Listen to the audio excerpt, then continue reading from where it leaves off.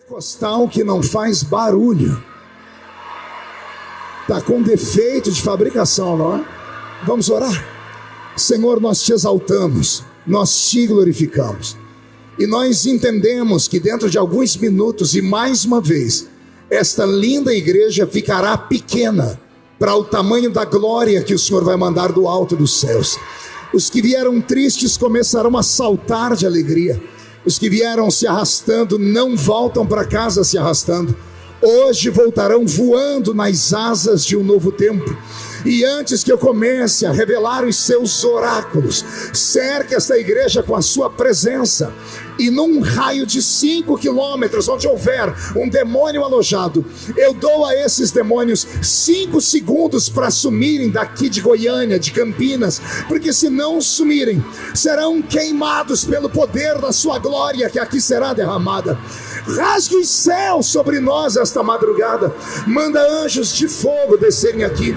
Que estes anjos desçam trazendo brasas de fogo nas mãos. Comecem a esparramar estas brasas entre nós. E onde houver um crente cheio do Espírito Santo, pega ele nesta madrugada, Jesus, e mostra o caminho da verdadeira e poderosa adoração. Fala conosco, fica conosco. É o que eu te peço agora e sempre. E toda a igreja diz: os que podem, tomem seu assento, aplaudindo a Jesus, porque Ele é bom.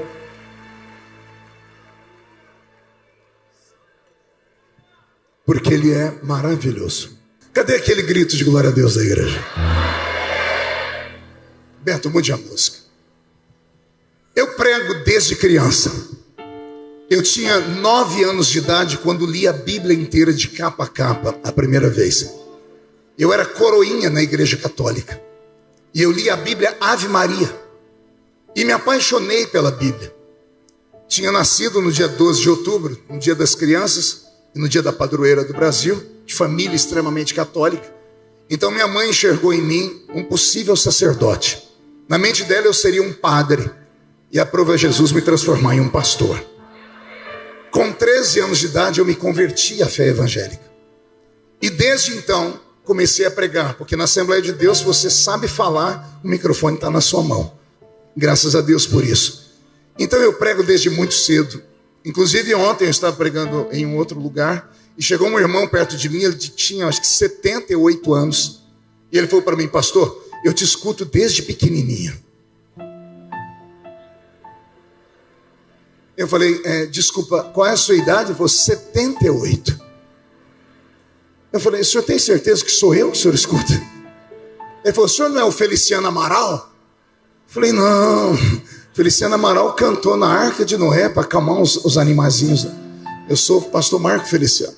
Então eu prego desde criança. E desde criança até hoje, que eu tenho 51, sei que estou com cara de 60 e o corpinho é de 70. Porque não é a senhora, né? Só Deus sabe como os dias têm sido difíceis. Eu não trago na minha memória nenhuma lembrança, de criança até hoje, de um culto que Jesus tenha faltado à reunião.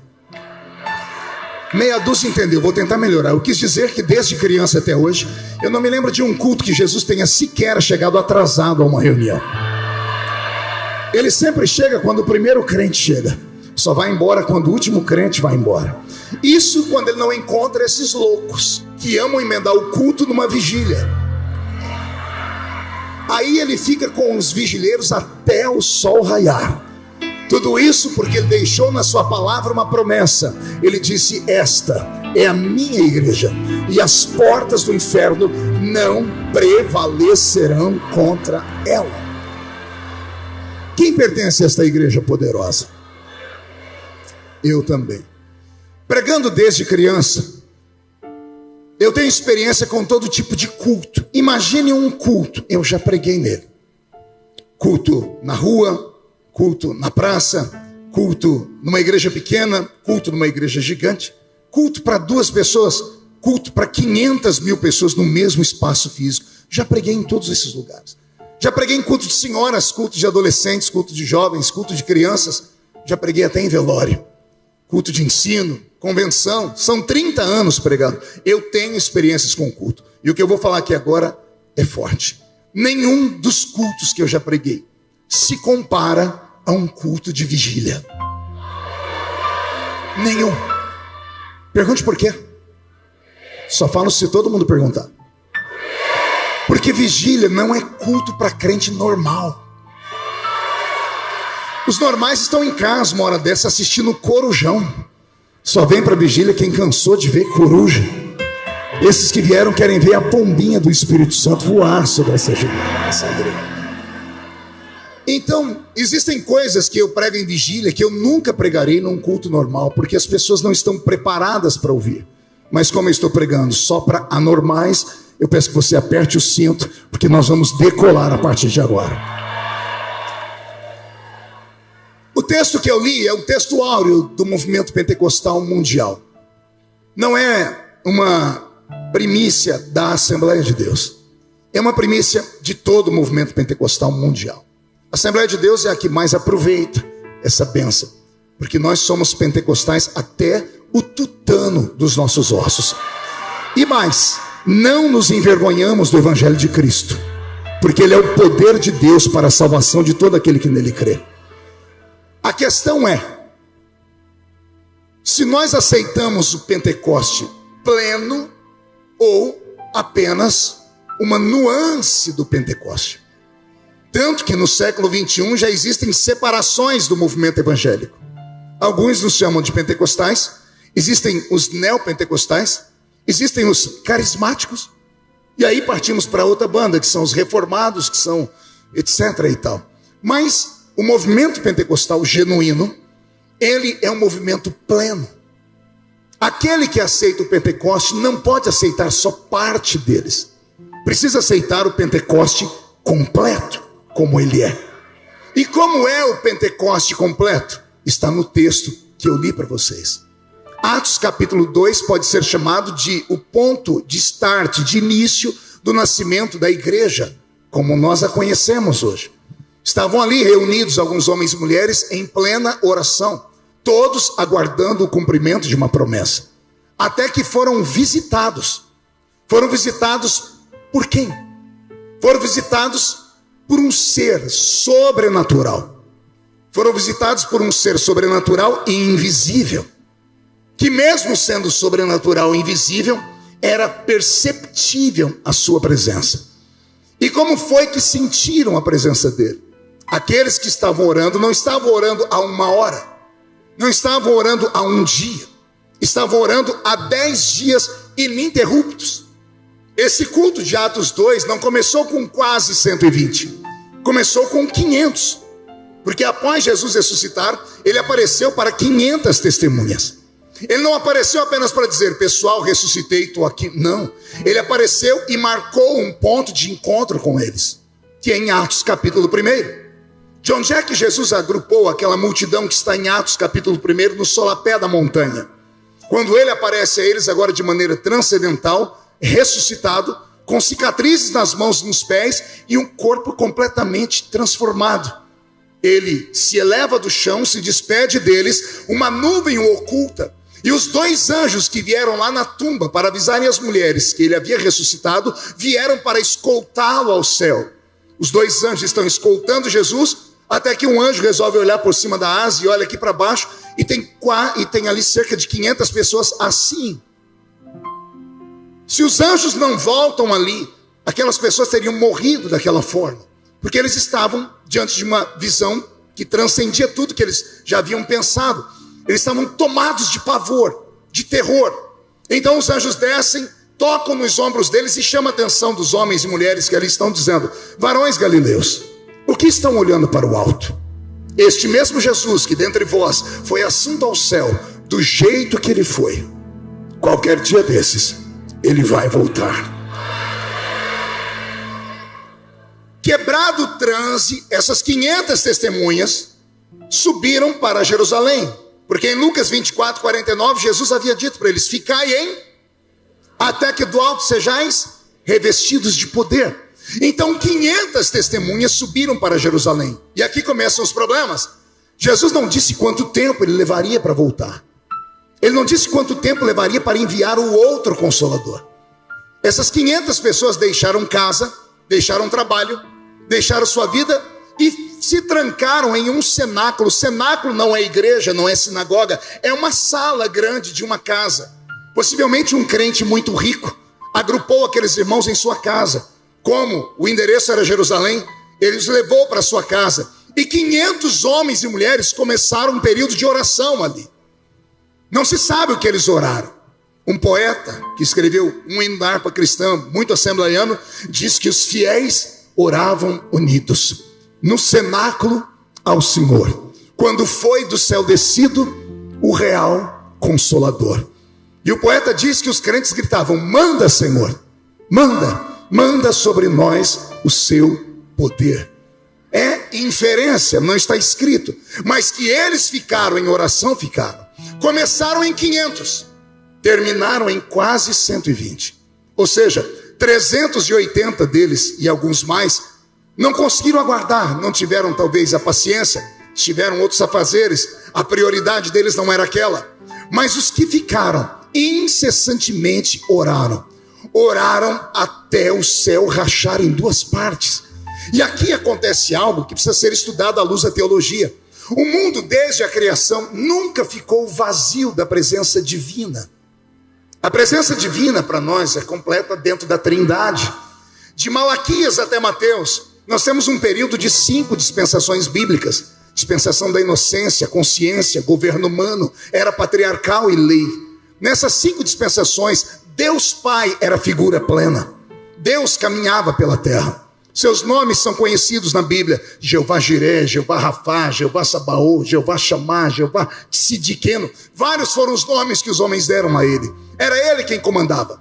Era ele quem sentava nas asas de um querubim e voava. Era ele que falava e os montes tremiam. Era ele que falava e chovia saraiva do céu. De Gênesis até Malaquias, Deus cuidou desse planeta. Quando Deus regressou para o seu trono de glória, ele enviou o seu filho para cá. Então, na ausência do pai, veio o filho, e o filho cuidou desse planeta. Quando o filho foi, ele enviou o Espírito Santo. Então, sempre houveram um dos membros da Trindade cuidando desse planeta. O que é interessante é que Jesus sobe ao céu, e o Espírito Santo leva 10 dias para descer. Pela primeira vez, em um tempo de graça, nós temos o planeta à mercê de homens. Porque Deus Pai está no céu, Deus Filho está no céu, e o Espírito Santo não havia descido ainda. Eu sempre me pego perguntando por que houve esse período de 10 dias. E aí eu começo a imaginar, me lembrar do que Jesus disse sobre o Espírito Santo na Bíblia, e é muito forte. Ele falou: pequem contra o meu Pai e terão perdão. Pequem contra mim e terão perdão. Mas se pecarem contra o Espírito Santo, não terão perdão, nem hoje, nem nunca mais. Adão recebeu a presença do Espírito Santo. A Bíblia diz, Deus gritando com Noé: o meu Espírito não vai mais ficar aqui na terra com vocês. Houve um período que Deus arrancou o Espírito Santo da terra, porque o homem não era digno de manter um nível de intimidade com ele, porque o Espírito é santo. Então agora, Deus Pai está no céu, Deus Filho também, Deus Espírito Santo está lá. Leva 10 dias para o Espírito Santo descer. E eu fiquei perguntando: Senhor, por que levou 10 dias? E o Senhor falou comigo que quando ele chegou no céu, ele falou: Pai, eu vim e fiz uma promessa que outro deveria descer. O Pai olhou para a terra e não encontrou dignidade nos homens para receberem a presença do Espírito Santo. Os homens não mereciam ter a presença dele, porque o homem é mau por natureza. O homem é pecador por natureza. A carne milita contra o Espírito 24 horas por dia. A minha Bíblia diz que aquele que falar que não tem pecado, já pecou. E o nosso pecado, 99% dele se dá com essa estrutura humana. E toda ela, a começar pelo nosso cérebro, essa massa cinzenta carregada de DNA humano, tudo nos leva ao erro e ao pecado. E o Espírito é santo. Por 10 dias Jesus intercedeu no céu, dizendo: Pai, manda o Espírito Santo. O Senhor já foi, eu já fui, manda o Espírito Santo. Eu imagino o Pai olhando para a terra e sentindo o fedor da terra, e pensando: aquele lugar não pode receber a presença dele. Mas nesse período de 10 dias a terra começou a ser santificada. Não precisou de uma nação inteira, não precisou de uma cidade inteira, bastou uma sala, que começaram com 500 e terminou com quase 120. Mas os 120 não arredaram o pé, dizendo: só vamos sair daqui quando o Senhor vier governar sobre esta terra.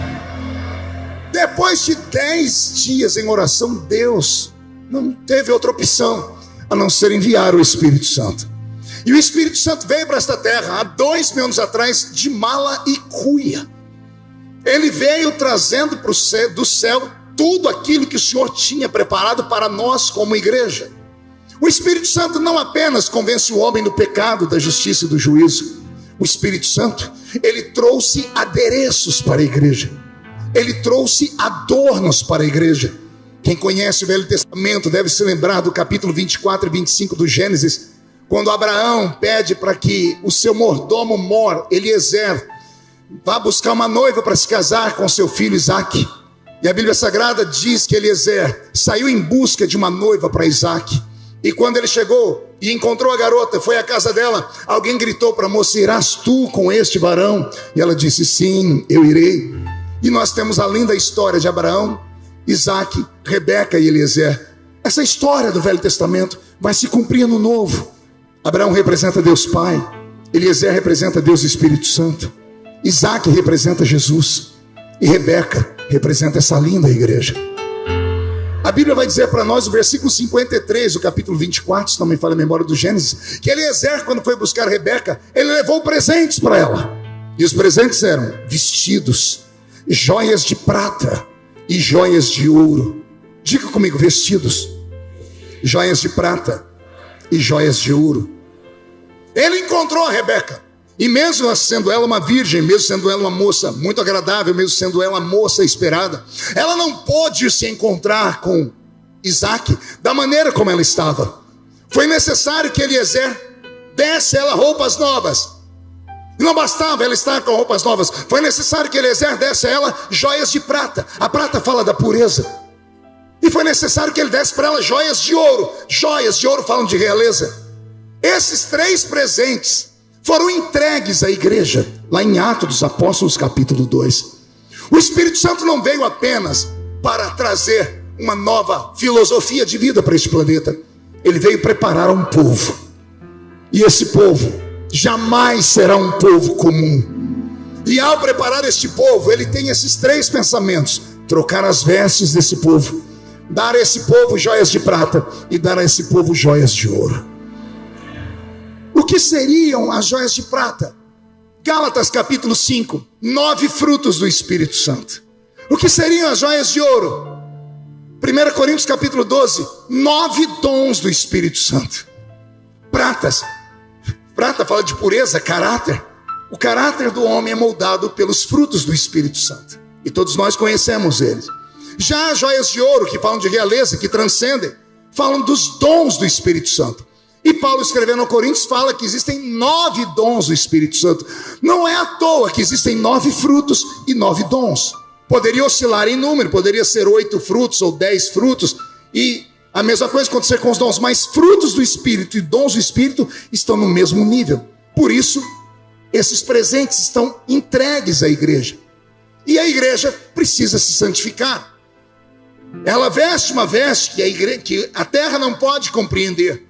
Somente os olhos do Senhor conseguem enxergar.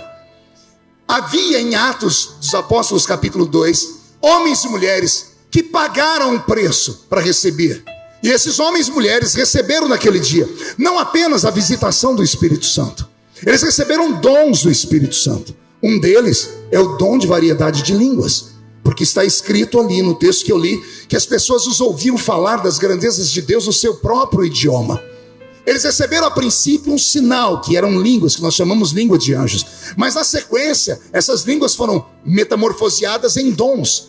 Daqui a pouco o próprio Pedro acaba recebendo dons de cura, porque no capítulo seguinte ele vai levantar um paralítico. E daqui em diante a palavra do conhecimento vem com o apóstolo São Paulo, e a igreja começa a receber dons que transcendem. E a minha briga nesses últimos meses tem sido essa: eu nasci numa igreja possuída de dons espirituais. Eu nasci numa geração onde os nossos olhos viram a glória de Deus, os nossos ouvidos ouviram a sua voz e o nosso coração sentiu a sua presença. O tempo passou, temos outra geração que vem. E a geração que vem, quando ouve alguém falar sobre as coisas que eu estou falando, eles ficam de queixo caído e boca aberta. Se você perguntar a alguém que está aí do seu lado, se essa pessoa tiver menos de 23, 24 anos, se ela já ouviu alguém interpretar línguas estranhas, ela vai te dizer que nem sabe o que é isso. Se você perguntar a alguém que está do seu outro lado o que é a palavra do conhecimento, ou o que é o dom de operação de maravilhas, as pessoas vão ter dificuldades de saber o que é e até interpretar esse texto. Por quê? Porque há um hiato entre a geração dos milagres e a nossa geração. E isso tem um porquê. E qual é o porquê? Deus mudou? Seria esse o porquê, sim ou não? Era mentira, não havia milagres, era tudo invenção da cabeça das pessoas, sim ou não? Se Deus não mudou, isso não era mentira, o que aconteceu? Que nós perdemos esses sinais. Se perdemos esses sinais, nós podemos reencontrá-los. Eu vou falar de novo, se nós perdemos, se alguém buscar, acha. Se procurar, encontra. E se pedir, recebe. Pastor, e o que é que eu tenho que fazer? Nós temos que entrar no mesmo ritmo desse pessoal de Atos dos Apóstolos, capítulo 2. Primeiro, nos desnudarmos na presença de Deus. Segundo, nos esvaziarmos de nós mesmos. Terceiro, deixarmos as prioridades da nossa vida de lado. Quarto, esquecer dos nossos problemas pessoais. E quinto, acreditar que quando Ele promete, Ele cumpre. E o que é que o Senhor quer que eu faça a partir desse momento? Se você quer entrar comigo nessa atuação, vamos lá. A primeira coisa que eu gostaria que você fizesse é tirar do seu rosto essa cara feia, parecendo que foi batizado num pote de vinagre. Isso aqui não é um velório. Isso aqui não é uma reunião do Rotary Club, nem do Lions Club. Isso aqui é uma reunião de crentes pentecostais que estão em uma vigília. Então não há motivo para você ficar com essa cara triste, por pior que tenha sido o seu dia, porque a alegria do Senhor é a nossa força. E a palavra do Senhor vai nos dizer que na presença dele até a tristeza salta de alegria. Segundo, você não pode ficar em uma igreja carismática, onde os dons do Espírito Santo podem começar a operar dessa maneira como você está, com esses olhos secos, parecendo olho de sapo que morreu no dia de enchente. É preciso que haja sensibilidade. É preciso que você comece a perceber que, embora o culto tenha começado aqui na terra, o verdadeiro culto se dá nas regiões celestiais. E agora eu começo a falar só para quem não é desse mundo. Paulo disse aos coríntios: quando vocês se ajuntam, nada acontece. Mas quando vocês se ajuntam, uns têm salmos e outros têm testemunho, palavra e louvor. Louvor e palavra. Aí vocês saem da terra e entram nas regiões celestiais. Aqui está o segredo. Os nossos velhos pais conseguiam fazer o culto deles instantaneamente, sair da terra e ir para as regiões celestiais. Os nossos velhos pais tinham uma intimidade com Deus acima da normalidade. Os crentes eram batizados com o Espírito Santo no hino 15 da harpa cristã. As pessoas eram batizadas com o Espírito Santo escutando o velho irmão pregando a mesma mensagem toda vez, falando de Zaqueu subindo na árvore. As pessoas entravam no nosso culto, não eram crentes, ou elas começavam a chorar ou caíam endemoniadas. Ou choravam ou caíam endemoniadas. As pessoas vinham doentes e tinham a certeza de que sairiam curadas. As pessoas vinham na expectativa do milagre. As pessoas não vinham para a igreja em busca de autoajuda. As pessoas não vinham na igreja em busca de um pregadorzinho bonito, sentadinho num banquinho, olhando para as criaturas, dizendo assim: você é lindinho demais. Não importa o que você fez no verão passado. Não! Os crentes não vêm em busca de autoajuda, eles vêm em busca de ajuda do alto. E a ajuda do alto não desce se você não tiver sensibilidade. A ajuda do alto não desce se você ficar com o semblante fechado. E pior, a ajuda do alto não desce se você ficar com essa boca travada, com essa boca de aço, com essa língua de ferro e com esse queixo de concreto. Mas quer ver o céu ficar baixinho aqui? É você enlouquecer nessa noite. É isso. Esse grito, essa adoração não é apenas uma manifestação de um momento de emoção. Isso não é uma reação psicossomática de um cérebro doente, porque eu já fui acusado disso. Um psicólogo brasileiro uma vez escreveu uma carta para mim, na verdade um e-mail, dizendo: assisti uma pregação sua e você é fenomenal. Você provoca reações psicossomáticas no cérebro das pessoas, que elas vão de sorriso a choro, a histeria. E eu, matuto da roça, peguei o e-mail, levei para minha esposa, que já era doutora, eu falei, olha o elogio que eu ganhei. Ela leu. Elogio aonde, amor? Ele falou que eu provoco reação psicossomática no cérebro das pessoas. Ela falou assim, meu amor, não é elogio não. Eu falei, o que é? Ele está te xingando. Eu falei, traduz para mim, doutor. Ela disse, traduz. Minha esposa é psicóloga. Ela disse, reações psicossomáticas no cérebro só acontecem em pessoas doentes, mentais.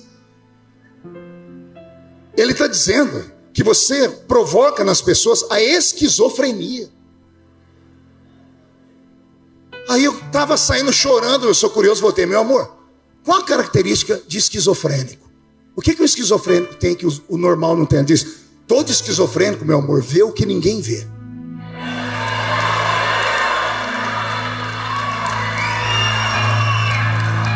Eu falei, tem mais isso. Todo esquizofrênico ouve o que ninguém ouve. Todo esquizofrênico sente o que ninguém sente. Eu falei, como assim? Tá frio e a pessoa tá andando lá fora de camisa regata. O povo diz, tá doido, interna, é louco. Ele sente o que ninguém sente. A pessoa tá no ambiente, eu tô vendo um elefante cor-de-rosa cheio de bolinha. É esquizofrênico, tá vendo o que ninguém tá vendo. Eu estou ouvindo vozes. A pessoa é louca. Eu disse, então ele está falando que eu provoco isso aí nas pessoas? Ela disse, sim. Eu falei, meu amor, ele me elogiou mesmo. Ela disse, por quê? Porque é isso que acontece quando eu prego. E aí eu falei, vou buscar na Bíblia respaldo. E não é que eu achei, primeira carta de Paulo aos Coríntios, capítulo 2, verso 9. Aquilo que os olhos não viram. Aquilo que os ouvidos não ouviram. Aquilo que não subiu ao coração do homem. É o que Deus tem reservado para quem vem nessa vigília. É isso. Mais baixinho, mais baixinho. Olha só. O que aconteceu com aqueles crentes em Atos dos Apóstolos capítulo 2? Em Atos dos Apóstolos capítulo 2, depois de orarem por 10 dias incessantemente, esses homens e essas mulheres ficaram mais perto do céu do que da terra. Vou falar de novo. Uma vida regrada de oração, uma entrega sem reservas, faz o ser humano ficar mais perto de Deus do que dos homens. Quando você começa a orar e a jejuar, você mortifica a sua carne.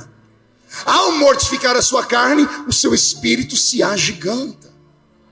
Eu vou falar uma coisa que talvez você nunca ouviu. Pentecostais são caminhantes de dois mundos. Vou falar de novo. Pentecostais anormais são caminhantes de dois mundos. Um pé do pentecostal pisa na terra. O outro pé dele pisa nas regiões celestiais. Parte dele percebe a terra. A outra parte dele percebe o sobrenatural. Ensinamentos, anote aí. Deus deu à raça humana 5 dons. E esses dons, Deus deu a todos. A ciência chama de sentidos. Todo ser humano tem 5 sentidos, a não ser aqueles que nasçam com uma anomalia física. São eles: visão, audição, olfato, paladar e tato. Para que servem esses 5 sentidos? Para que o homem, que é um ser material, perceba o mundo material ao seu redor. Quando eu abracei o nosso pastor Samuel, o meu olfato me disse, ele não usa perfume do Avon. O perfume dele nem em português fala. A minha visão me faz ver a beleza da roupa de vocês. A minha audição percebe a música do Roberto. O meu paladar percebe o alimento. E o meu tato percebe a densidade desse púlpito. Sem o tato eu não ficaria equilibrado aqui em cima dessa tribuna. Esses 5 sentidos que Deus deu à raça humana é para que a raça humana perceba o mundo físico ao redor dela. Mas isso Deus deu para os normais.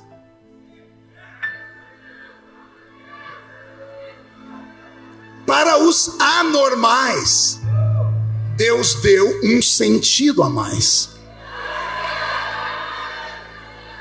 Olha como você está familiarizado. Esse sentido tem nome: sexto sentido. Você assistiu aquele filme? Eu vejo pessoas mortas em todo o tempo. I see people dead all the time. Você lembra do filme? Por que sexto sentido? Porque todo ser humano normal tem 5. Mas alguns seres humanos não são normais. Eles têm um sentido a mais. E o que é esse sentido a mais? É um sentido que transcende. Ele é extrasensorial. E o que é que esse sentido faz, pastor? Ele tem a mesma função dos outros 5, só que para o mundo dele. 5 sentidos físicos, para perceber o que é físico. 1 sentido espiritual, para perceber o mundo espiritual. Quer ver? Você já deu risadas, né? Quando você viu aquele crente pentecostal raiz começar a pular. Parece que ele recebeu o espírito do Bruce Lee. Muita gente debocha. Posso te dar um conselho? Faz isso não. Você não sabe o que ele está sentindo. Você nunca caminhou por aquele caminho. Você nunca vai compreender por quê? Porque você só tem 5 sentidos. Você nunca vai entender porque um pastor, ele está pregando, daqui a pouco ele dá uns pulos, fica meio maluco. Qualquer um vai dizer assim, ele está querendo se aparecer. Não é. Quando eu era jovenzinho, não tinha conhecimento nenhum, levei minha mãe no culto para me ver pregar. Minha mãe não era crente, era católica. Beata de Nossa Senhora do Perpétuo Socorro. Quando a minha mãe me viu pregar, ela chorou. Cheguei em casa, ela disse, meu filho, por que tinha hora que você dava uns trem assim? Uns gritos. E eu sem cultura, falei, mãe, tem hora que eu estou pregando, tem um negócio que me pega. Aí ela falou, já sei, é encosto. Aí eu falei, não é encosto não. Ela disse, meu filho, você falou que é um negócio que te pega. Eu falei, não mãe, eu vou descobrir, vou perguntar para o pastor e vem falar para a senhora. Aí eu descobri, aí eu tive a oportunidade de corrigir. Eu falei, mãe, não é uma coisa, é alguém. Não é uma coisa dentro de mim. Não é um negócio dentro de mim. É alguém que está dentro de mim. Esse alguém está aí também? Esse alguém tem nome. Qual é o nome dele? O Espírito Santo está aí? Então, se ele estiver dentro de você, e você mantiver um nível de contato e intimidade com ele, se você se desligar da terra e se entregar, vocês dois podem bailar nesta vigília dessa noite. Em Atos dos Apóstolos capítulo 2, aconteceram fenômenos que nem a NASA explica. Jerusalém estava tomada por judeus que vieram do mundo todo. Eu fiz questão de ler o texto. 14 nações estavam representadas ali. Havia em Jerusalém naquele dia mais de 3 milhões de judeus. Quantos judeus? Era a festa do Pentecostes. Judeu é festeiro. Imagine 3 milhões de judeus vendendo, comprando, cambiando, cantando, dançando, brigando. Misture esses 3 milhões de judeus, mais pelo menos 1 milhão de animais que eles levavam para ser sacrificados no templo. 1 milhão de vaca, de cabrito, de ovelha, berrando, pombinhos piando. Imagine o barulho de 3 milhões de pessoas fazendo algo fora do normal, tudo ao mesmo tempo. E de repente, o barulho de uma cidade inteira é suplantado por um grupo de quase 120. Não, você não entendeu, vou falar de novo. 3 milhões de pessoas fazendo barulho, com os animais fazendo barulho, eles param, porque tem um grupo de quase 120 fazendo barulho também. Nós estamos numa multidão, se você andar 4 quarteirões, você não escuta mais a nossa voz. Eles estavam em 120, quase 120. A cidade inteira parou para ouvir.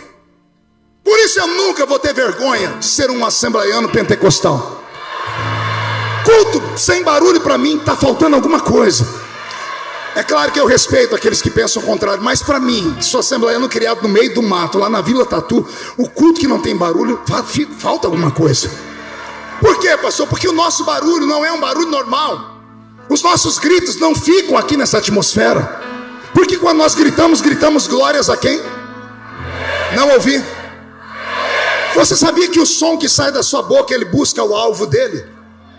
Você já foi num shopping, na praça de alimentação, um monte de gente, você escuta um barulho, aquele...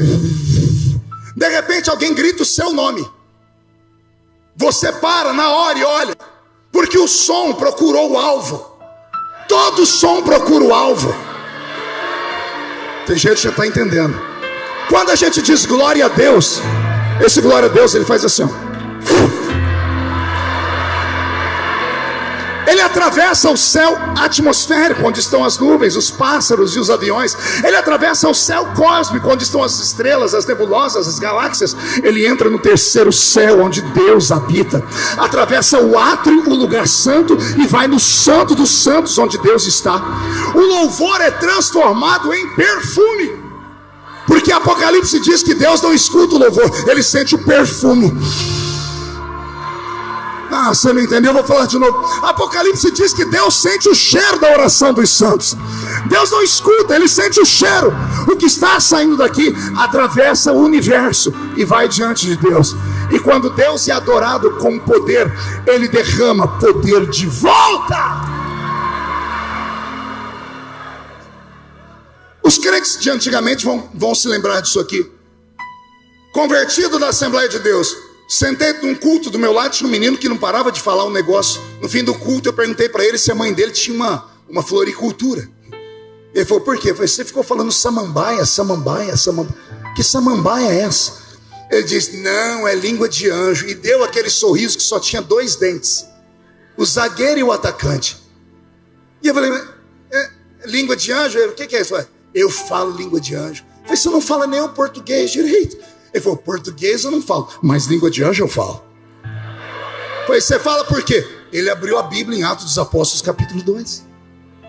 E quando ele me mostrou que tinha, eu falei, como é que eu recebo? Ó a receita, da glória. Aí eu falei, quanto? Ele falou, quanto for preciso. Foi, mas de que jeito? Ele disse, glória, glória, glória. O que mais? Glória, glória, glória, glória, glória. Que mais? Mais glória, glória, glória. A gente ficava o culto inteiro, glória, glória, glória, glória, glória, glória, glória. E não é que funcionava? Porque todas as vezes que você diz glória, essa glória só vai para aquele que é glorioso. Alguém já entrou num culto que você falou, o que eu vim fazer hoje aqui? Tá aquele gelo, aquele silêncio. De repente um valente lá atrás dá um grito, glória! Aí a igreja inteira faz assim. Quem já viu isso? Mas o valente não desiste. Daqui a pouco ele, glória! Aí os crentes começam a ficar com vergonha de olhar para trás, porque na igreja deles tem que dar glória. Daqui a pouco glória pega, esse negócio pega. Um começa aqui, outro começa ali, outro começa lá. Daqui a pouco incendeia tudo. O Espírito Santo é como um beija-flor. Olha que coisa bonita. Um beija-flor não vai em flor fechada. Um beija-flor só vai em flor aberta. E tem que ter um pouquinho de mel dentro dela. Pastor, por que eu não recebo batismo com o Espírito Santo? Você não abre a boca nem para respirar. Você fica o culto inteiro filosofando.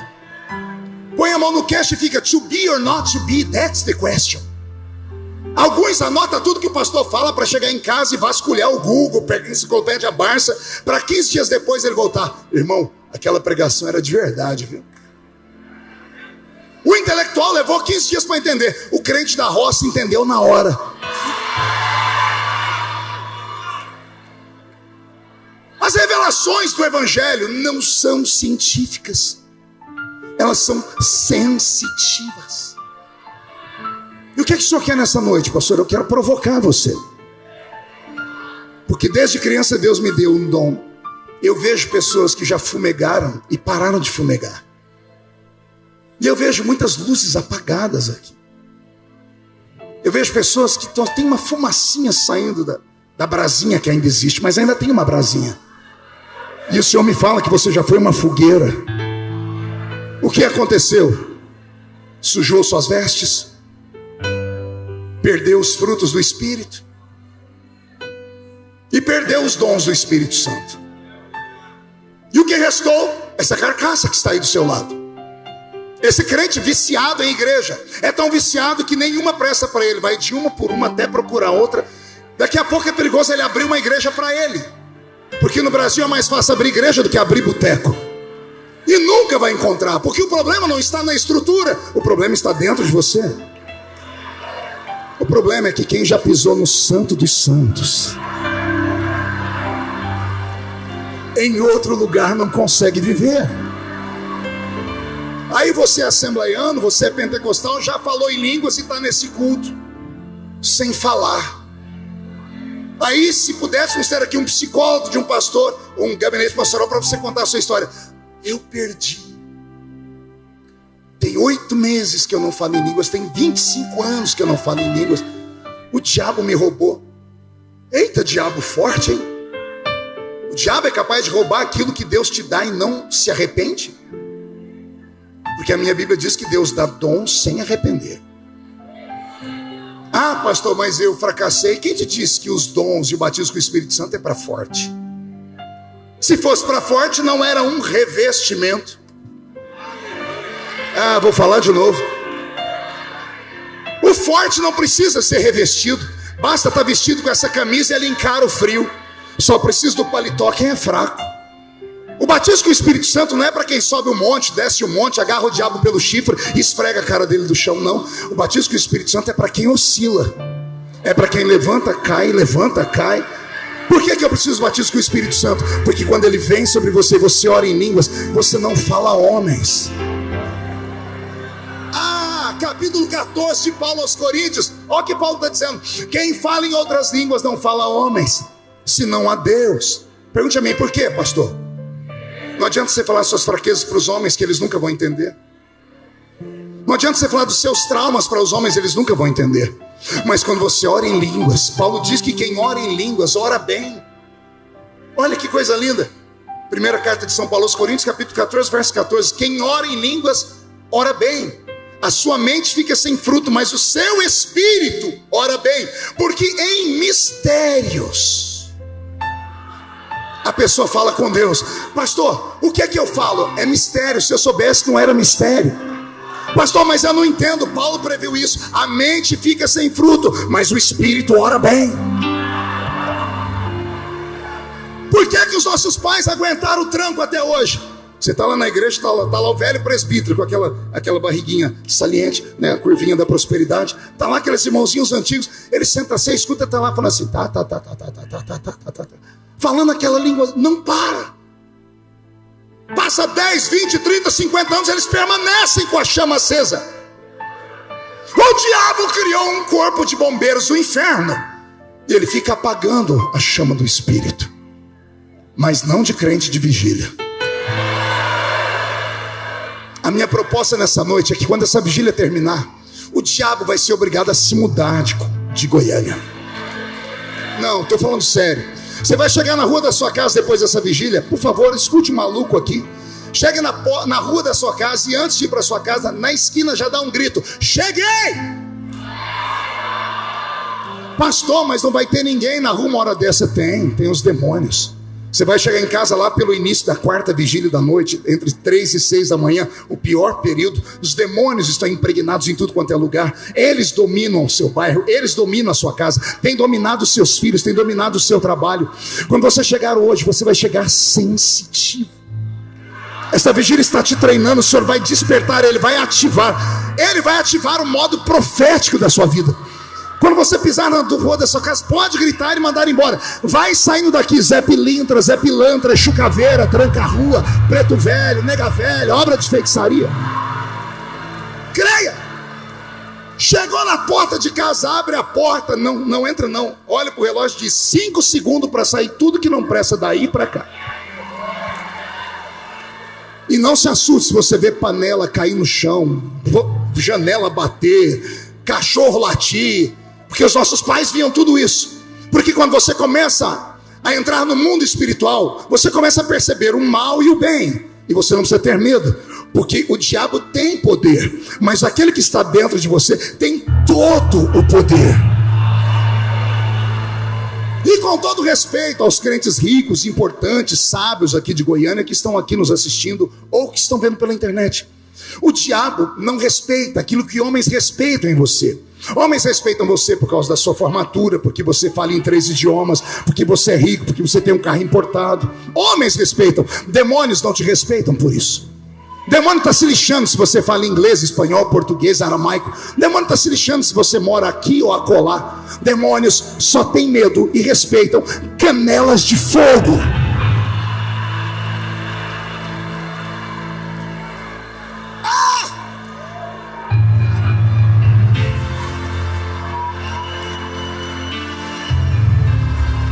Pastor, mas isso aí é loucura. Eu disse que o culto não é para normal, é só para gente louca. Não há racionalidade num culto pentecostal, com todo respeito. Não existe racionalidade num culto pentecostal. Não há racionalidade em a pessoa que está do seu lado falar em outras línguas. Não há racionalidade na irmã olhar e falar, eu estou tendo visão. Não há racionalidade alguém falar, eu tive uma visão, um sonho com você. Não existe. Nós cremos pela fé. Nós não cremos nesse plano. Nós cremos em um outro plano. Nós não cremos com o pé que caminha nessa terra. Nós cremos com o pé que caminha nas regiões celestiais. O que está faltando é só isso. É despertar em nós esse talento, esse dom, essa graça, essa glória que Deus nos deu. Eu não aguento mais ouvir histórias tristes de uma geração que não consegue nem ter ânimo mais em viver. Eu estive agora pregando no Mato Grosso, falava sobre depressão numa palestra.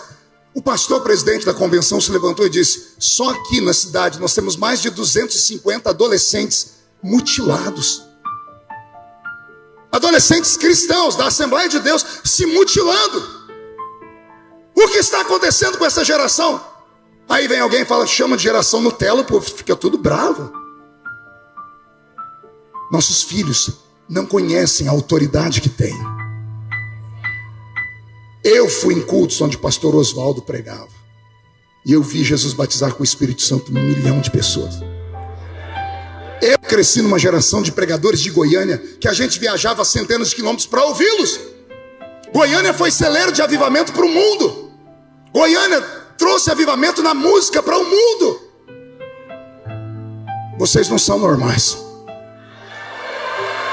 Deus tem algo com Goiânia. Eu vou falar de novo. Deus tem algo com essa cidade. Não sei se foi muita oração dos nossos velhos pais que cravaram o joelho no chão, que derramaram lágrimas e pediram um avivamento. Eu sei que Deus tem algo com vocês. Agora vocês precisam ter algo com Ele. Ele tem com vocês, mas vocês precisam ter com Ele. Ele precisa que vocês voltem à prática antiga da oração, da entrega, do jejum. Não existe fórmula nova. Não existe fórmula nova, a receita é antiga. Muita oração, muito poder. Pouca oração, pouco poder. Nenhuma oração, nenhum poder. Muito jejum, muito poder. Pouco jejum, pouco poder. Nenhum jejum, nenhum poder. Não adianta você vir aqui jogar o seu corpo pesado nessa cadeira e esperar que o pastor tire uma varinha mágica e bata 3 vezes no púlpito e diga abracadabra e o céu vem e cai sobre você. Não. Aqui dentro, uma andorinha sozinha não faz verão. Eu te provoco e você tem que vir na minha reação. Eu estou te dizendo que há uma unção sobre esta igreja nesta madrugada, tão poderosa, tão gloriosa, que alguns de vocês, quando acordarem amanhã de manhã, anotem, não vão se reconhecer mais. Vão olhar para o espelho e vão ver uma outra pessoa. A comida amanhã vai estar mais gostosa, o perfume mais cheiroso e as cores mais vivas. Por quê? Porque o Senhor está ativando o modo profético que está dentro de você. Se você puder reagir nesta noite, se você puder começar a dar glórias a Deus, os batizados com o Espírito Santo, se puderem orar em línguas, nós vamos onde ninguém foi.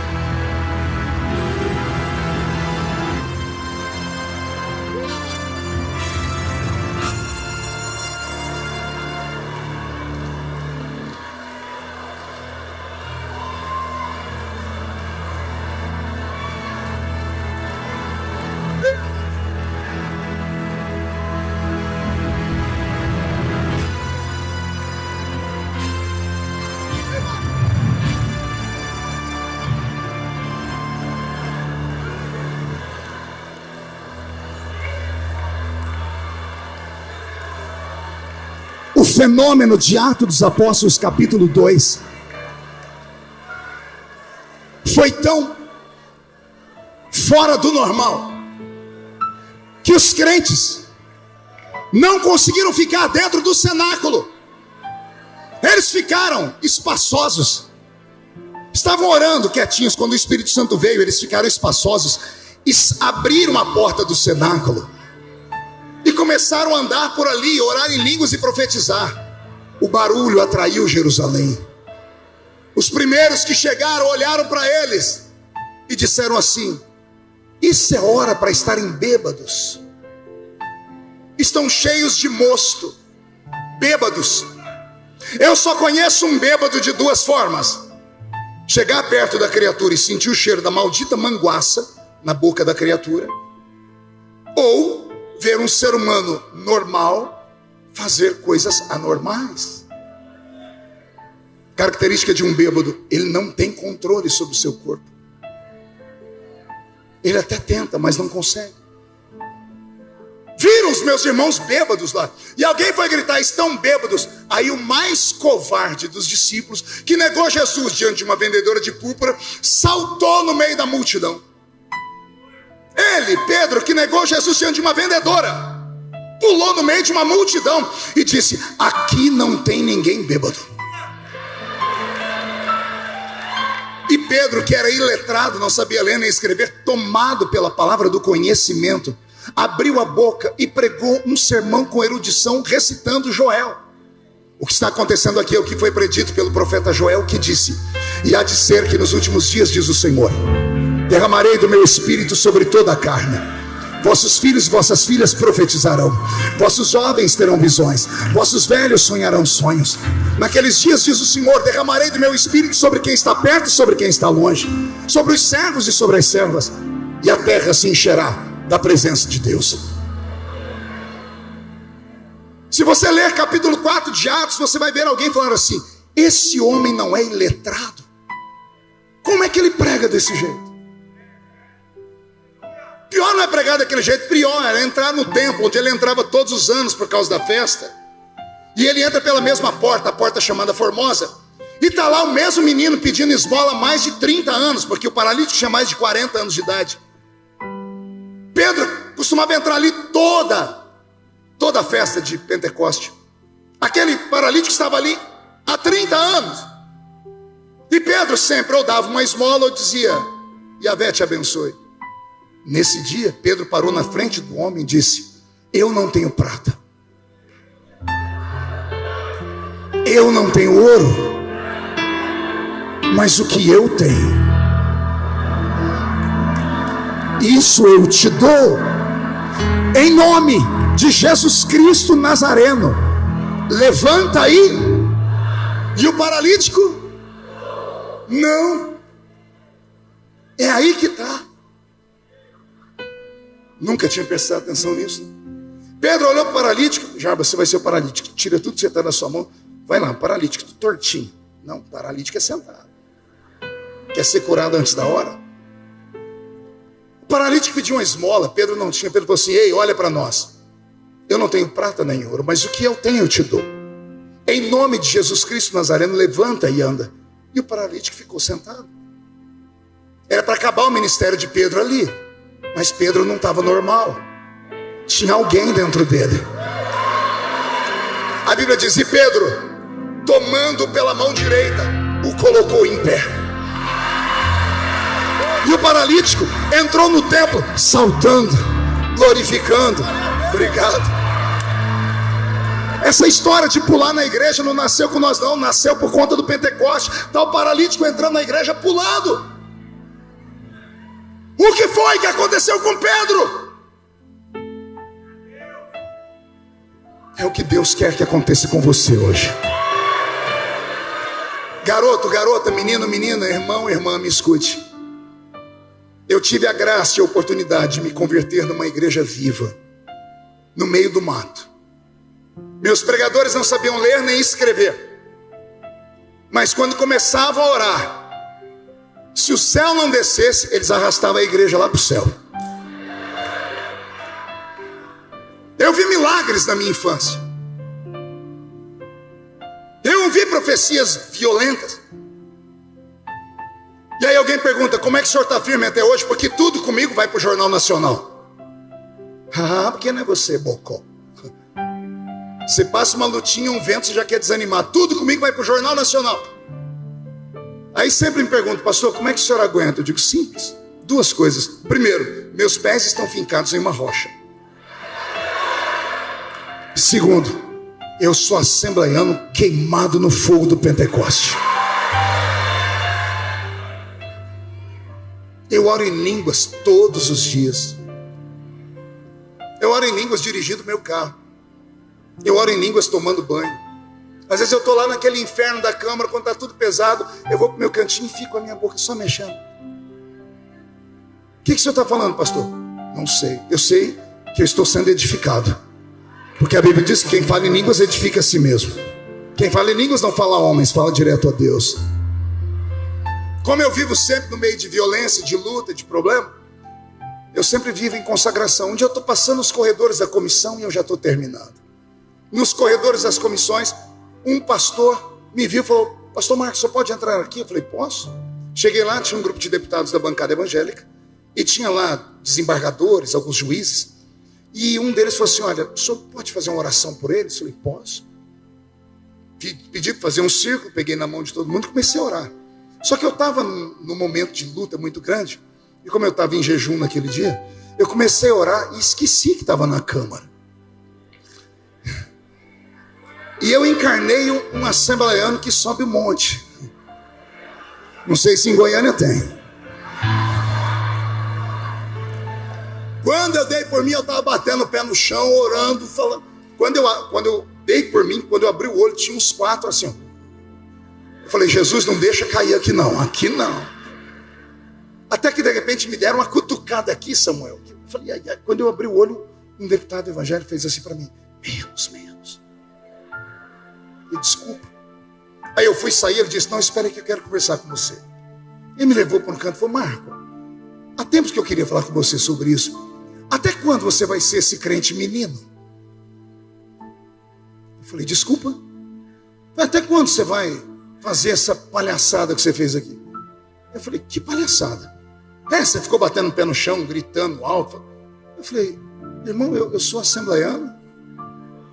Aí ele disse, mas eu também sou e não faço isso. Eu disse, o problema é seu. Segura.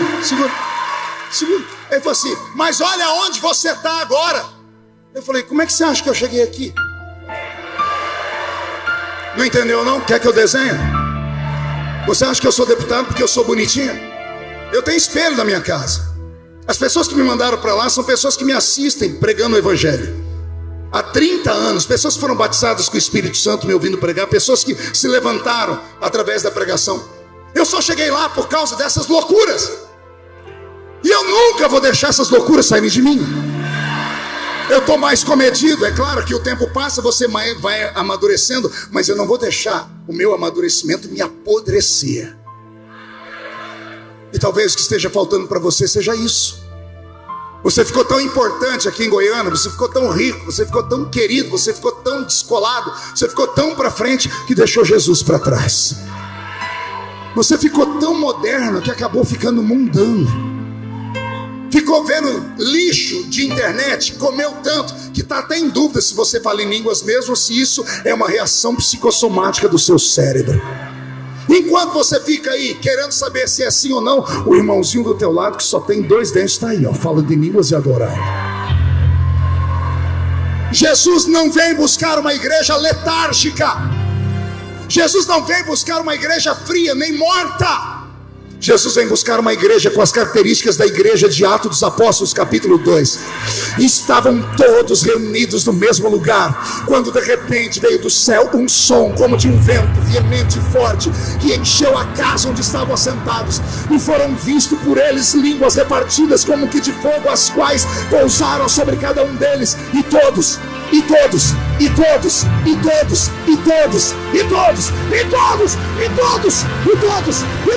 foram cheios do Espírito Santo e começaram a falar em outras línguas conforme o Espírito Santo lhes concedia que falassem.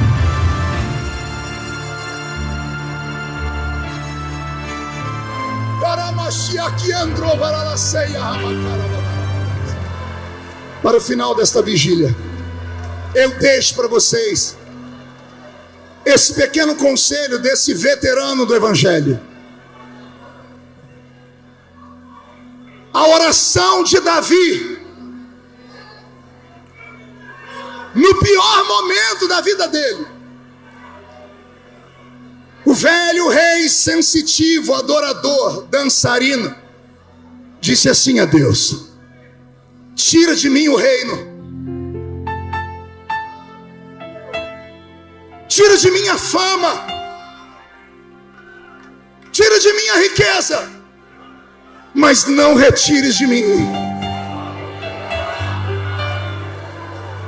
não retires de mim o seu Santo Espírito. O Espírito Santo está aqui. Ele estava na porta por onde você entrou. Ele olhou para você e disse: quem sabe é hoje. Quem sabe ele volta, quem sabe ela volta. Quem sabe eu consigo desintoxicar ele ou ela para eles voltarem a acreditar com uma fé simples e humilde, de que o Espírito Santo ainda pode usar e levantar homens e mulheres de uma maneira extraordinária. Eu estou ministrando para uma geração profética. Eu quero acreditar que aí onde você está um potencial gigantesco, que Deus vai te usar para ser o maior profeta da sua geração. Eu acredito que onde a sua mão tocar, Jesus vai curar os enfermos. Não se assuste se a sua sombra levantar paralíticos amanhã. Não se assuste se você for visitado nesta madrugada pelos anjos. Deus vai sacudir a igreja brasileira, e Ele precisa da igreja de Goiânia.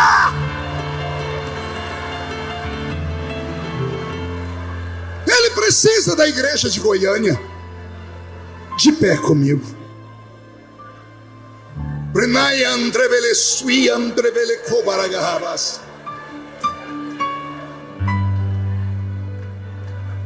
Teloim telomandre belecanoroubas. Darabagara bawa hayasui aqui a minha cobaraba. Veriesse a minha co, toriatribe henere. Eresi atioma até que maratwa. Se tu estás nesta palavra, eu quero um sinal, meu Pai. Onde houver um crente batizado com o Espírito Santo, remova ele nesta madrugada. Agora, agora, agora, agora.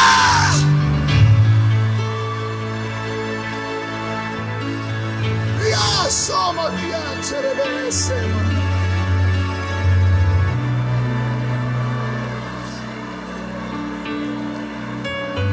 olhe para mim. 5 minutinhos apenas. Olhe para mim. Deputado Henrique, eu tive uma oportunidade na vida, Samuel, que poucos da minha geração tiveram. Eu viajei o mundo. Eu preguei em quase 100 países do mundo. E no Brasil em mais de 4.000 municípios. Não sou o melhor pregador, porque não existe isso. Mas com certeza sou o pregador que mais caminhei nesses últimos 30 anos. E eu estive em lugares estratégicos, em momentos especiais, onde Deus agia ao redor do mundo. Eu estive em Londres, quando veio sobre a igreja do pastor Colin Dye a unção do leão. Eu nunca tinha visto nada daquele jeito. Eu estava em Toronto, quando veio a bênção de Toronto com o pastor Randy Clark. Pregamos esses dias juntos. Eu fui a Bogotá e vi a unção que veio sobre Bogotá. Eu fui à Argentina e eu vi o pastor Carlos Anacondia ser usado de uma maneira fora do normal. Eu estava em Pensacola, próximo a Pensacola na verdade, quando explodiu a unção de Pensacola, e um rapaz chamado Todd, filho de um pastor, que o menino se desviou, tinha tatuagem e piercing até no nariz, e quando ele voltou para a igreja muito fechada, o pai dele viu que o menino sofreu preconceito, ligou para um amigo em Pensacola, tinha uma igreja mais aberta, cuida do meu filho. O Todd voltou com aquela fome de Deus. Ele pregava, não acontecia nada, mas quando ele começava a orar, Jesus começou a levantar paralíticos. A cidadezinha de Pensacola, uma igreja de 200 crentes, em 2 anos, construíram um templo para 5.000 pessoas. No templo tinha 2 rampas na igreja, uma porta, o paralítico entrava sentado na cadeira, e a outra, o paralítico saía empurrando a cadeira. Ex-paralítico. Eu vi isso, mas eu nunca vi algo tão fenomenal. Quando há 20 anos atrás eu estava no estado de Connecticut, eu havia pregado numa Assembleia de Deus no domingo, e o pastor falou para mim: Marco, eu tenho aqui 2 ingressos para assistir um pastor que vai estar aqui pregando amanhã. Ele é do Canadá, está se mudando para o Brasil, aqui para os Estados Unidos, e ele tem um ministério fora do normal. Eu disse: eu quero ver. Cheguei num estádio, 40.000 pessoas. Conseguimos acesso à plataforma principal. E a plataforma era assim: aqui o povo, a arquibancada, aqui à direita pastores, foi onde eu me sentei, aqui atrás um coral, e aqui entre pastores tinha padres, de batina e tudo. Eu falei: que interessante isso. Aí entrou o pastor para pregar, eu tomei um susto. O cabelo dele fazia uma volta aqui e vinha até aqui, era uma coisa esquisita, parecia um chapéu. Ele usava um terno branco, sem gravata, e ele todo grisalho. A igreja ficou de pé para receber. Roberto, está ligado o seu microfone? Você interpreta aí para mim. Ele olhou para o povo, saudou os irmãos, disse: brothers and sisters, irmãos e irmãs, I'm so tired. eu estou tão cansado. I need some resting now. Eu preciso descansar agora. That's okay? Tá bom? Aí o irmão que estava do meu lado falou: ele falou que está cansado, quer descansar. Eu falei: o problema é dele. Assembleiano, chamou para pregar, a gente tem que pregar. Se vira nos 30. Aí eu falei: e aí? A igreja concordou. Aí vem um diácono com a cadeira e botou uma cadeira no púlpito, e o homem sentou. Ele sentou e cruzou a perna. Quando ele cruzou a perna, eu quase tive um infarto. Porque quando eu fui consagrado ao presbitério da igreja, quando eu sentei no púlpito, eu cruzei a perna. Não deu tempo. Eu cruzei, eu tomei um tapa na perna de lá para cá, porque a perna foi parar do outro lado. Até hoje, quando eu vou cruzar a perna, ela volta sozinha. Trauma. Meu pastor dizia: púlpito não é lugar de cruzar a perna. Aí aquele homem cruzou a perna. Ele botou a mão no joelho e foi pregar. Zaqueu subiu na árvore. Falei: ah, não. Esse é o maior pregador do mundo. E ele foi pregando, foi me dando um sono, que eu já não entendia nada em inglês naquela época, foi me dando um sono.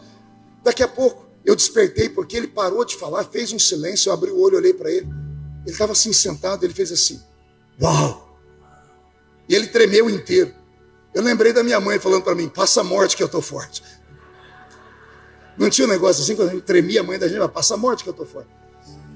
Ele tremeu inteiro e falou de novo: uau! He's here. Ele está aqui. Ele levantou a cabeça e disse: he's here. Ele está aqui. Aí ele ficou em pé e começou a andar. Uau! Uau! I'm feel. Eu estou sentindo. Your presence and Sua here. presença está aqui. Ele olhou para o povo e disse: and you? E você? Are you feeling? Está sentindo aí? And you? E você? And you? E você? And you? E você? And you? E tu? Aqui a gente grita, lá ficou todo mundo olhando para a cara dele assim. Ninguém falou nada, porque ninguém estava sentindo nada, só ele estava. E ao invés dele se desistir, ele fez assim. Ele chamou o tecladista dele e falou assim: toque uma música.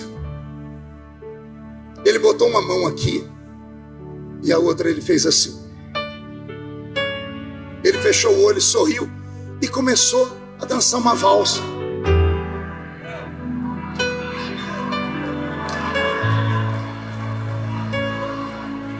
E ele não ficava constrangido.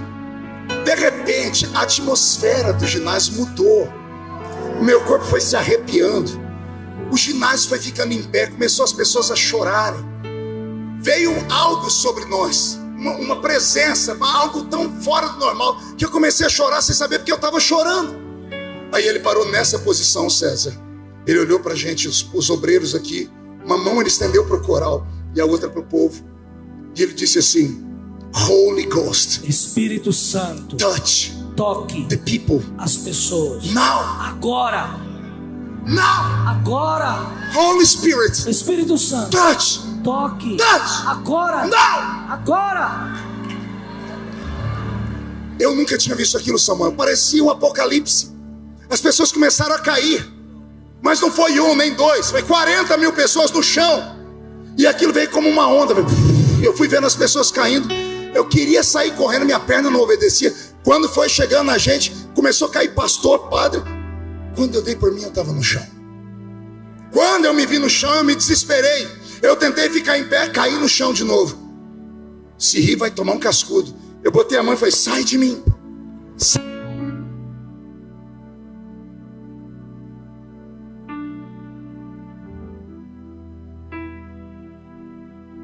Som.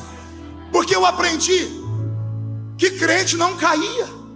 Se caísse era em pecado ou endemoniado. E eu estava caído no chão. Eu saí me arrastando e sentei na cadeira e botei as mãos aqui e fiquei olhando. Lá embaixo começou uma multidão fazer uma corrente. De repente eu vi gente levantando cadeira de roda. Um homem agarrou a cadeira de roda e botou no ombro dele. Fizeram fila. Eu vi pessoas ensanguentadas. Depois descobri que estourou o tumor de dentro para fora. Sangue desceu por elas. As pessoas, os cegos viram, surdos ouviram. Eu nunca tinha visto aquilo. Daqui a pouco eu estava naquele trânsito vendo tudo aquilo. O pastor ainda estava aqui. Eu olhei para o chão, eu vi 2 padres rolando. Eu falei, ali tem. Eles saíram se arrastando, chegaram perto do pastor que estava orando. Eles agarraram a perna do pastor. O pastor tomou um susto, olhou para ele e fez assim com a perna e disse, what happened? O que está acontecendo? What happened? O que está acontecendo? Aí um deles gritou, eu quero ser igual ao Senhor. Eu quero isso. Ele olhou para o padre bem sério e disse assim, this is possible. Isso é possível. But Mas change your life. mude a sua vida. Change your life. Mude a sua vida. Change your life. Mude sua vida. Os padres tiraram a batina, tiraram os terços e disseram, nós queremos isso. Ele botou eles em pé umas 30 vezes e derrubou. Eu acho que estava exorcizando.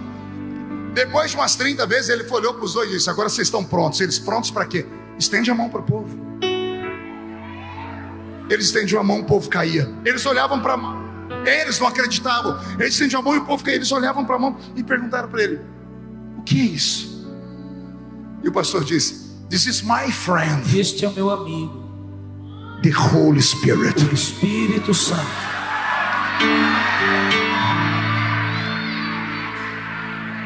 Eu não dormi naquela noite.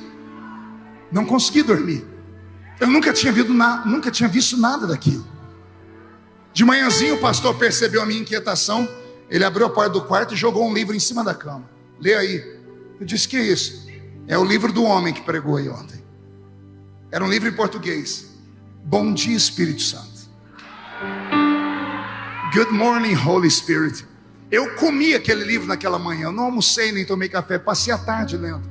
E eu li a história de um gago que a família não tinha paciência de conversar com ele, que só tinha um amigo que era crente.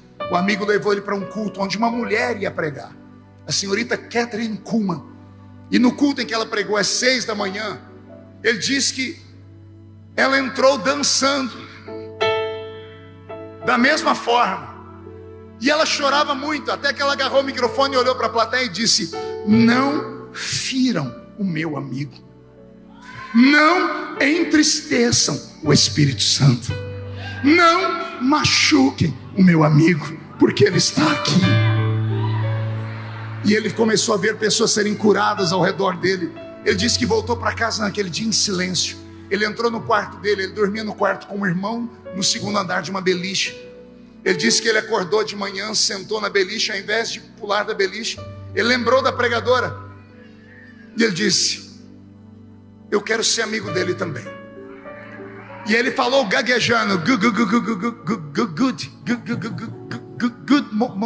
morning, Holy Spirit.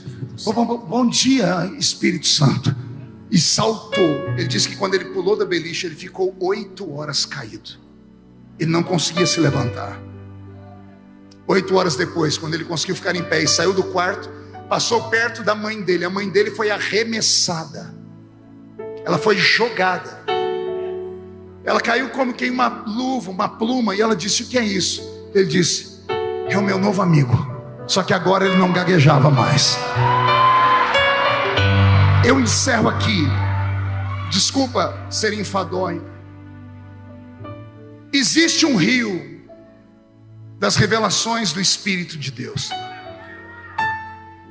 Não nasceu um ser humano ainda que tivesse fôlego suficiente para descer até o fundo desse rio e falar: eu fui até o fundo. Alguns conseguiram prender o fôlego e desceram mais. Eu desci um pouco nesse rio. E de cortador de cana de açúcar, de apanhador de laranja, café e engraxate, olha onde Deus me colocou. Só que eu não consegui tocar o fundo. Quem sabe você vai? Você quer? Tem coragem? Só que é sem volta. Vão te chamar de louco, desequilibrado, fanático, maluco, beato de igreja. Está preparado para isso? Não vão te compreender. Está preparado para isso? Então feche seus olhos e pegue na mão de quem está do seu lado. Você poderia estar em qualquer lugar, mas Jesus te trouxe para essa vigília nessa noite. Você foi atraído a essa vigília nessa noite. Essa vigília sempre foi cheia, mas eu sei que hoje vieram algumas pessoas que nunca tinham vindo, porque ouviram falar que eu ia estar pregando. A unção que está na minha vida te atraiu para esse lugar. E eu creio em transferência de unção. Feche seus olhos.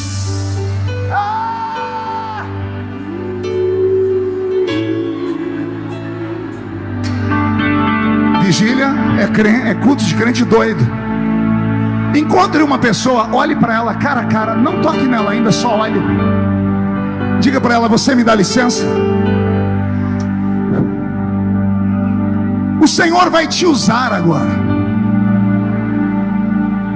Você vai levantar as duas mãos para o céu. Chacoalhe as mãos. Eu vou orar por essas mãos. Quando eu terminar de orar por essas mãos, eu quero que você abrace a pessoa, coloque a mão sobre ela, ministre sobre ela. Porque nós vamos navegar no oceano do Espírito. Senhor, a palavra profética está nos meus lábios e os seus filhos acreditaram. Onde houver uma mão erguida, coloque na palma desta mão uma brasa de fogo tirada do seu altar. Onde esta mão tocar, toque o Senhor junto, meu Pai. E que haja cura, batismo com o Espírito Santo, libertação e uma enxurrada de dons acontecendo simultaneamente aqui dentro. Agora, agora, agora. Já! Ministre sobre a pessoa. Ministre sobre a pessoa, abrace ela. Que desce como fogo, vem como em Pentecoste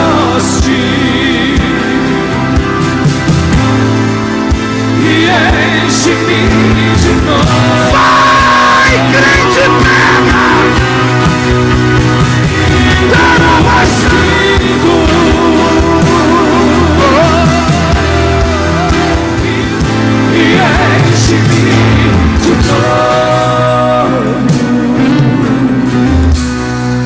Na unção desta palavra, para encerrar, mão direita aberta aqui em cima de novo.